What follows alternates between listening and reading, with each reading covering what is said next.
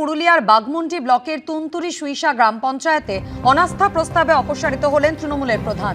21 সদস্যের পঞ্চায়েতে 11টি আসন দখল করা তৃণমূলের প্রধান অষ্টমী কুইরিকে অপসারণ করা হয়েছে। এই বিষয় নিয়ে আরো বিস্তারিত জানতে কথা বলে নেব। টেলিফোন লাইনে রয়েছেন প্রতিনিধি সন্দীপ সমাদ্দার। সন্দীপ, এই তৃণমূল প্রধানের বিরুদ্ধে ঠিক কি অভিযোগ ছিল?